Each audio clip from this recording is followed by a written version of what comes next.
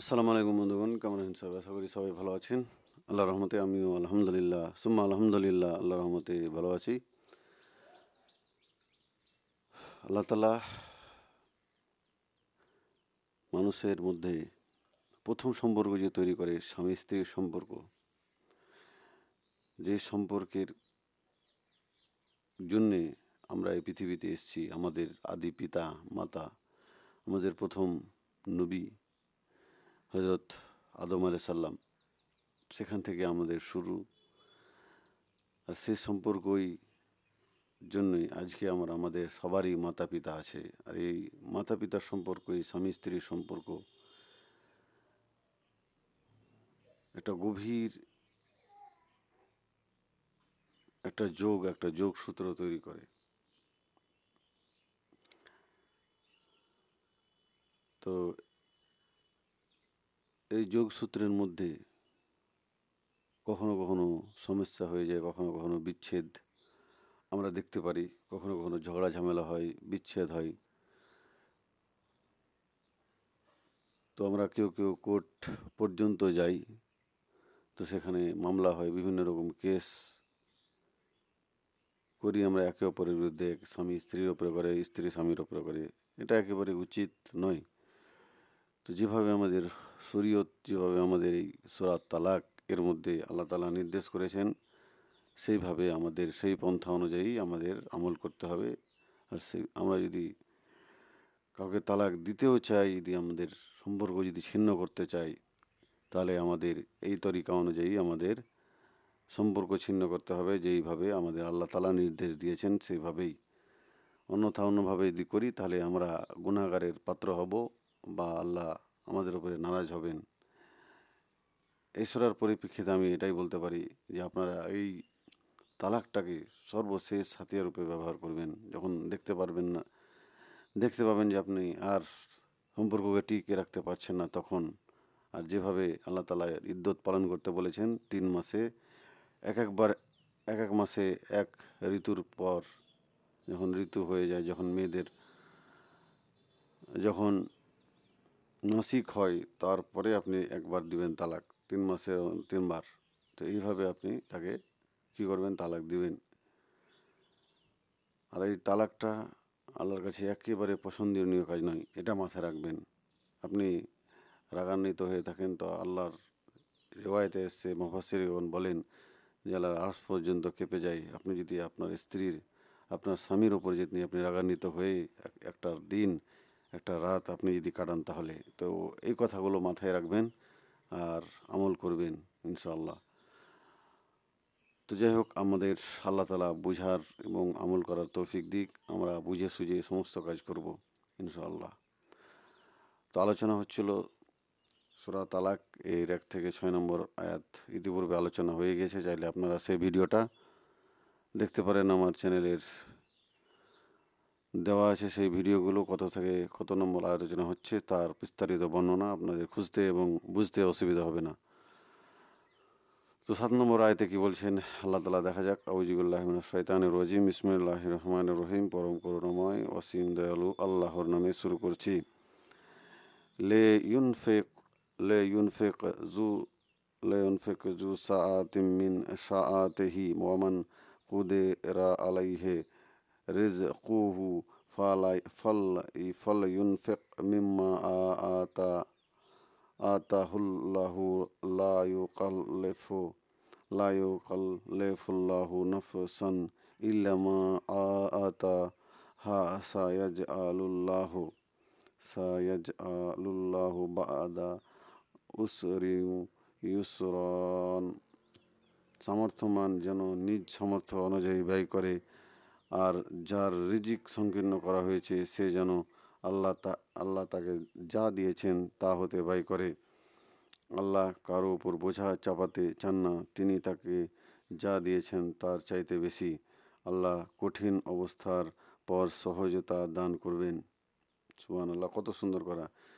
সামর্থ্যবান, যার সামর্থ্য যেটুকু, সেই সামর্থ্য অনুযায়ী তাকে ব্যয় করতে হবে। আর রিজিক সংকীর্ণ করা হয়েছে সে যেন, আর যার রিজিক কম, যাকে রিজিক দেওয়া হয়নি বেশি, যাকে সম্পদ দেওয়া হয়নি বেশি, সে যেন আল্লাহ যা দিয়েছে তা থেকেই ব্যয় করে, ওর থেকে বেশি নয়।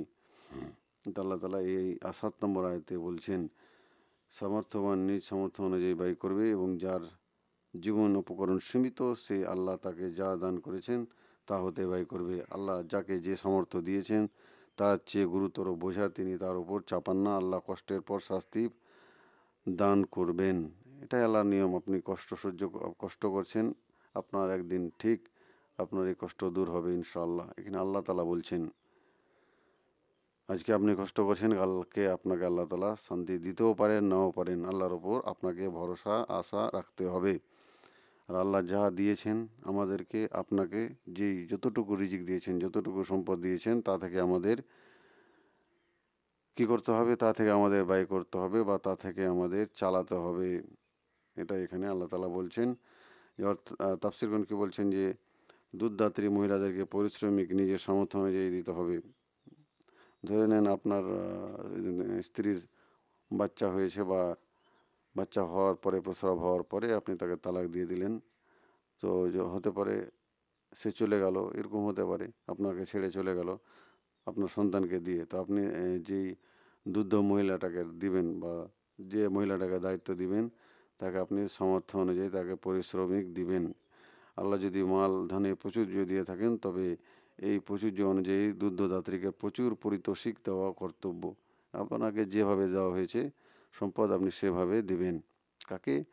ওই যে আপনার তালাকপ্রাপ্তা স্ত্রীর যে সন্তান হয়ে গেছে, যে সে চালাক নিয়ে চলে গেছে, তো এই বাচ্চাটাকে তো লালন পালন করতে হবে। তো সেই লালন পালনকারী যাকে আপনি নিযুক্ত রাখবেন, যার দায়িত্ব রাখবেন, তাকে আপনাকে পরিশ্রমিক দিতে হবে আপনার সামর্থ্য অনুযায়ী। আপনাকে তাকে যে আপনি বলবেন ফ্রিতে আপনি রেখে দিলেন, বা তাকে কিছুই দিলেন না, না, এটা হতে পারে না। আপনার যতটুকু সামর্থ্য আপনি ততটুকু দিয়ে বুঝাবেন। অর্থাৎ আর্থিক দিয়ে যে দুর্বল, এই জন্য তিনি দরিদ্র দুর্বলকে নির্দেশ দিন না যে তারা দুধ দানকারিণীকে বেশি বেশি পরিশ্রমিক দিক। এই নির্দেশনার উদ্দেশ্য হলো শিশু পিতামাতা উচিত এমন পন্থা অবলম্বন করা যা উভয়ের জন্য সামঞ্জস্যপূর্ণ, আর তারা যেন একে অপরকে কোনো প্রকার কষ্ট দেওয়ার চেষ্টা না করে, এবং তার ফলে শিশুর দুধ পানের ব্যাপারটা যেন জটিল হয়ে না দাঁড়ায়। এখানে যার যেরকম সামর্থ্য, যারা মেয়ে পক্ষ তাদেরকেও এখানে বলা, মানে এই আয়াতের মধ্যে ইঙ্গিত দেওয়া হচ্ছে তারা যেন সামর্থ্য অনুযায়ী কাজ করে। এই জন্য মহান আল্লাহ অন্যত্র বলেছেন যে মাকে তার সন্তানের জন্য ক্ষতিগ্রস্ত করা যাবে না, এবং তাকেও না যার সন্তান। সুতরাং যারা আল্লাহর উপর আস্থা ভরসা রাখে, মহান আল্লাহ তাদেরকে স্বস্তি ও প্রশস্ততা দানে ধন্য করেন। এভাবে আল্লাহর উপরে যে বিশ্বাস রাখে, আল্লাহ এভাবে তাদেরকে পুরস্কৃত করে থাকেন। এরপর 8 নম্বর আয়াতে আল্লাহ তাআলা বলছেন ওয়া কা আইয়িন মিন কারিয়াতিন আতাত আন আমরে রাব্বিহা ওয়া রাসূলিহি ফাহাসাবনাহা হিসাবান সাদীদান ওয়া আযাবনাহা আযাবান নুকরান। আর অনেক জনপদ তাদের রব ও তার রসুলগণের নির্দেশের বিরুদ্ধে গিয়েছে, ফলে আমি তাদের কাছ থেকে কঠোর হিসাব নিয়েছি এবং তাদেরকে আমি কঠিন আযাব দিয়েছি। কত জনপদ দম্ভ ভরে তাদের প্রতিপালকের ও তার রসুলদের নির্দেশের বিরুদ্ধাচরণ করেছে। আমরা ইতিপূর্বে দেখেছি বিভিন্ন কওম বা বিভিন্ন গোষ্ঠী বা বিভিন্ন নবীর উম্মতেরা তার নবীর কথা এবং আল্লাহর কথা মানেনি। তো আল্লাহ কী করেছে, তাদের কাছ থেকে কঠোর হিসাব নিয়েছে, বা তাদেরকে কঠিন পরীক্ষার মধ্যে ফেলেছে, এবং তাদেরকে দিয়েছিলাম কঠিন শাস্তি, এবং তাদেরকে কঠিনতম শাস্তি দেওয়া হয়েছে।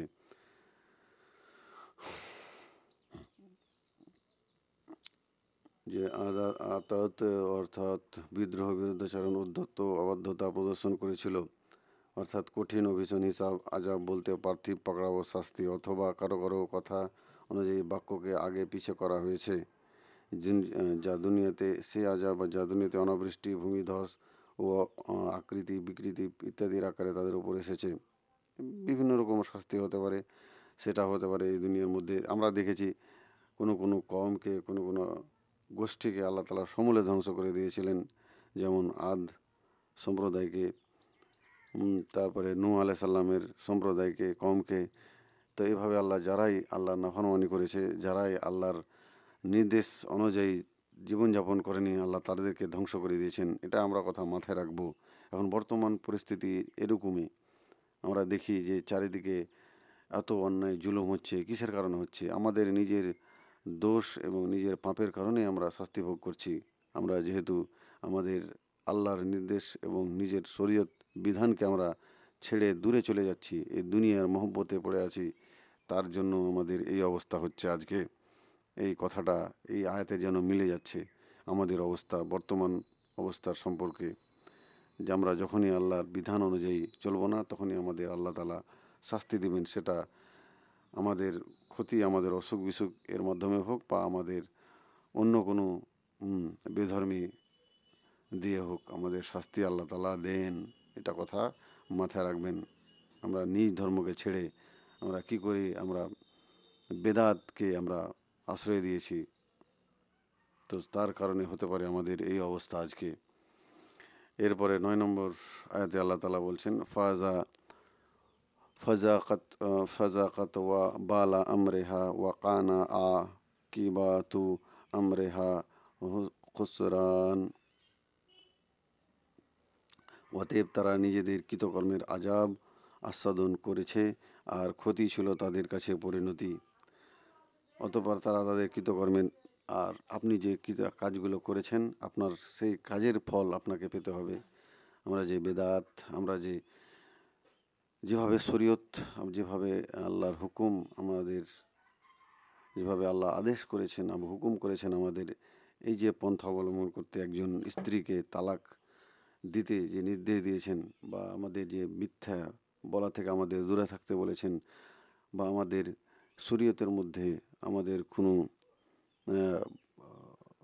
নিজের ইচ্ছাকৃত বানাওয়াট কোনো জিনিস ভরে আমরা যে চালিয়ে দিচ্ছি, বা নামাজ যে হুকুমগুলো আছে আমাদের পালন করছি না, যে ফরজ কাজগুলো আছে আমরা পালন করছি না, এই যে আমাদের কাজগুলো আল্লাহ তাআলা বেঁধে দিয়েছেন করার জন্য, সেই কাজগুলো যে আমরা করছি না, তার জন্য আমাদের কি হচ্ছে? আমাদের কৃতকর্মের ফল এগুলো আমরা পাচ্ছি। আমাদের বর্তমান সরকার যেখানেই দেখেন, বা বিশ্বের যারা তাবড় তাবড় শক্তিধর দেশ, আমেরিকা বলেন, ইসরায়েল বলেন, দেখেন কিভাবে মুসলমানদের ওপর অত্যাচার এবং জুলুম এবং নরসংহার করছে। তো এই কৃতকর্মের ফল আমাদের নিজেদেরই। আমরা নিজেরাই আমরা ইসলামকে ছেড়ে আমরা ইসলামকে ভুলে যাচ্ছি এবং আল্লাহর থেকে দূরে সরে যাচ্ছি। ওই জন্য আল্লাহ আমাদের থেকে দূরে সরে যাচ্ছেন। আর ওই পরিণতির জন্য, আর এই কারণের জন্য আমাদের এই অবস্থা, আমাদের এই বিশ্বের মধ্যে আমাদের এই নির্যাতিত অবস্থা। তো আমাদের কৃতকর্মের ফলই আমরা ভোগ করছি। তো এ থেকে বাঁচার একটাই উপায়, আমাদের এই বিধান, ইসলামের বিধান অনুযায়ী আমাদের জীবনযাপন করতে হবে।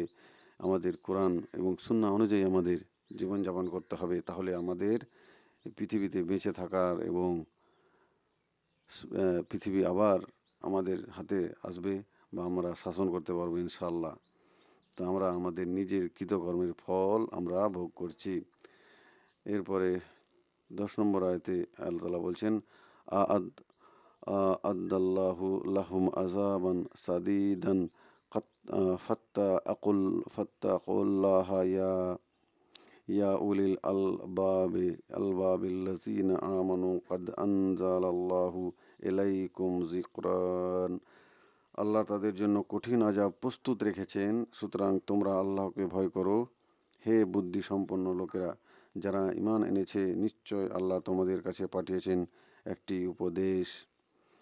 যে আল্লাহ তাদের জন্য কঠিন শাস্তি প্রস্তুত রেখেছেন, অতএব তোমরা আল্লাহকে ভয় করো। অবশ্যই আমরা যদি আল্লাহকে ভয় না করি, আমরা যে কাজগুলো করছি, আমাদের যারা যে খারাপ কাজগুলো হচ্ছে, আমাদের যারা যে অন্যায় জুলুম অত্যাচার হচ্ছে একে অপরের বিরুদ্ধে, নিজেদের পরিবারের মধ্যে, বা এক প্রতিবেশী আর এক প্রতিবেশীর ওপর যে জুলুম করছেন, বা একজন ফকিরের ওপর জুলুম করছেন, বা নিজে নামাজ রোজা, আপনার সম্পদ আছে, হজ জাকাত দিচ্ছেন না, করছেন না। তো এই যে আমাদের কাজ, এই কাজগুলোর জন্যই আমরা কী করছি? আমরা কঠিন শাস্তিতে, বা কঠিন আজমাইশে, বা কঠিন পরীক্ষার মধ্যে আল্লাহর তরফ থেকে আমরা পড়ে যাচ্ছি। আমরা সেগুলো বুঝতেই পারছি না। এখান থেকে এটাও বুঝতে পারা যায় যে আল্লাহ তাদের জন্য কঠিন শাস্তি প্রস্তুত করে রেখেছেন, অতএব তোমরা আল্লাহকে ভয় করো। তো আমাদের আল্লাহকে ভয় করতে হবে।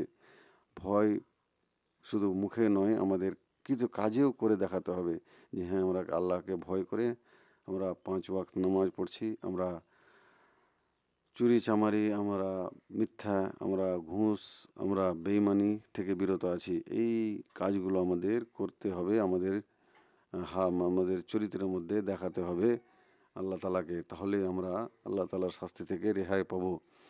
তো বলছে, হে বুদ্ধিসম্পন্ন ব্যক্তিগণ, যারা ইমান এনেছো, নিশ্চয়ই আল্লাহ তোমাদের প্রতি অবতীর্ণ করেছেন উপদেশ। তো আল্লাহ যারা ইমান এনেছে, যারা এই কথাগুলো নিয়ে ভাবে, যারা এই কথাগুলো নিয়ে আলোচনা করে বা এই অনুযায়ী যারা জীবনযাপন করে, আর এই উপদেশ আল্লাহ তালা যে এই উপদেশগুলো যারা গ্রহণ করে, এই নির্দেশগুলো যারা মানে, তারাই হচ্ছে আল্লাহ তালা সফল বান্দা বা আল্লাহ তালার মুমিন বান্দা। তারাই আল্লাহ তালার রহমত পাবে কিয়ামতের মধ্যে, কিয়ামতের মাঠে, বা তারাই রহমত পাবে একমাত্র যারা আল্লাহ ভীরু ব্যক্তি। তো যাই হোক, আল্লাহ তালা আমাদের বোঝার এবং শরীয়ত অনুযায়ী যেভাবে আল্লাহ তালা আমাদের বলেছেন জীবনযাপন করতে, যেভাবে আমাদের প্রিয় নবী হজরত মুহাম্মদ সাল্লাল্লাহু আলাইহি সাল্লাম আমাদের জীবন তালিকা শিখিয়ে গেছেন, যদি আমরা সেভাবে জীবনযাপন করি, তাহলে আবার আমাদের অবস্থা সেই 1400, 1500, 1000, 1000 বছর আগের যেভাবে মুসলমানদের অবস্থা ছিল, সেভাবে আবার আমাদের অবস্থা হবে। নচেত আমরা, একটা হাদিস আছে যেটা আমি বলে শেষ করছি, আমাদের অবস্থা তো এখন অনেক, কিন্তু আমরা শুধু সমুদ্রের ফেনার মতো এদিক ওদিক ছিটিয়ে আছি। আমাদের একত্রিত করার কেউ নাই। আমাদের নিজেদের একত্রিত হতে হবে, আর আমাদের নিজেদের সব কিছু এই দুনিয়ার মোহব্বত ত্যাগ করে এক আল্লাহর ওপর ঈমান নিয়ে আসতে হবে সম্পূর্ণরূপে। তাহলে আমরা এই দুনিয়ার মধ্যে সফলতা অর্জন করতে পারবো, আল্লাহর নিকট লাভ করতে পারবো। তো যাই হোক, ভিডিওটা বেশি বাড়াচ্ছি না। ভিডিওটা ভালো লাগলে অবশ্যই বন্ধুদের সাথে শেয়ার করবেন। ফেসবুকে দেখলে চ্যানেলটাকে ফলো করবেন, আর ইউটিউবে দেখলে চ্যানেলটাকে সাবস্ক্রাইব করে ঘন্টাটা দেবে রাখবেন এরকম আরও ভিডিও পাওয়ার জন্য। আসসালামু আলাইকুম ওয়া রাহমাতুল্লাহি ওয়া বারাকাতুহু।